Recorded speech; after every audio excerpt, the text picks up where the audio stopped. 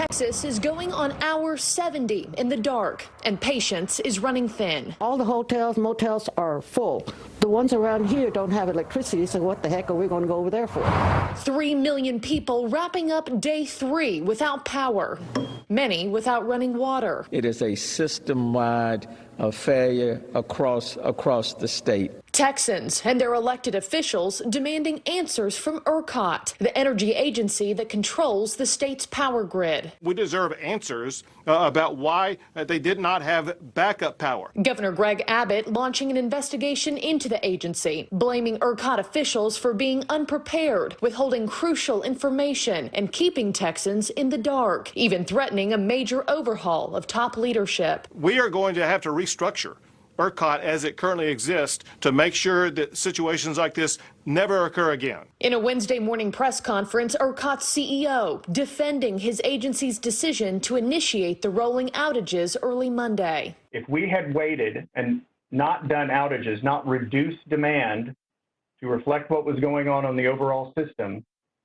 we could have drifted towards a blackout. But said that the frigid forecast caused 185 generating units to trip offline, an unexpected loss coming from multiple power sources, natural gas, coal, wind, nuclear. Other ERCOT officials unable to give Texans a timeline for when power might be fully restored. The best case at this point is that today or tomorrow we're able to at least get back down to the point where all the consumers are experiencing outages that are no longer than, say, 30 minutes to an hour at a time. In the meantime, yeah, we got our eggs. People getting creative with refrigeration, making sure their essentials don't spoil inside. Check out this bottle of olive oil that won't be used anytime soon. It's frozen in place. This is the gym at the Dallas Country Club. Power outages resulting in pipes bursting across the state. And statewide, 276 boil orders are now in place, impacting almost 7 million Texans. Small towns like Abilene have been without water since Monday night. Officials asking people not to turn on the water. We need to recharge our system. So if you open your faucet to go see if you have water, all you're going to do is delay. Now, the power outages here have now reached emergency levels, and earlier in the day, Texas Governor Greg Abbott issuing an order saying that all Texas refineries that sell natural gas outside of the state can only sell within Texas at least through February 21st. And all of this as Texas braces for another round of winter weather later on tonight. Marnie, Rob.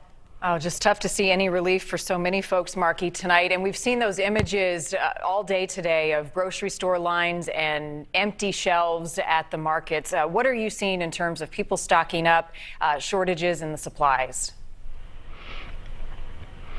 Yeah, Marnie, I checked out a couple grocery stores the last couple days, and walking in, it's kind of that, that manic panic purchasing mode, a lot very similar to what we saw at the onset of quarantine. But you walk in and a lot of stores are closed right now. They don't have electricity. A lot of them have reduced hours, so that's really prompting a lot of the long lines that you're seeing. And then if you even get inside the store, so many of the shelves are empty. The produce is picked over. Certainly the canned goods are gone. Bread today, I think I took the last loaf of bread that was on the shelf today, but so many people needing food, not knowing if their local grocery store will be put, taken off the power grid tomorrow. So it really is, you can feel that panic mode here, the likes of which we haven't seen since the beginning of the pandemic last spring. And it's such a kind of a multi-pronged problem, Marky, that we're seeing out there tonight. So there's no electricity. That's one issue. Then, of course, there is no water at all in some communities. And then the communities that do have water are being put under boil orders.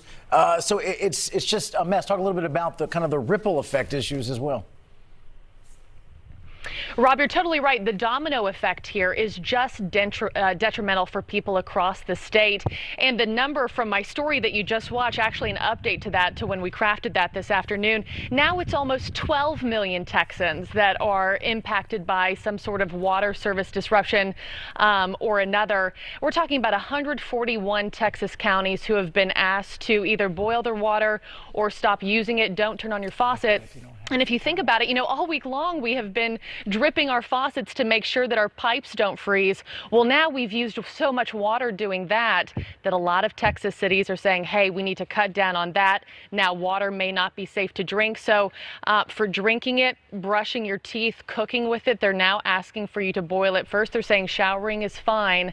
But really it's a worrisome situation. Nobody really has the answers for when this will all be back to normal again. But yes, water, now electricity, all compounding on top of one another. Rob, Marnie. All right, keeping Texas in our thoughts, and I thank you, Mark. I appreciate your reporting.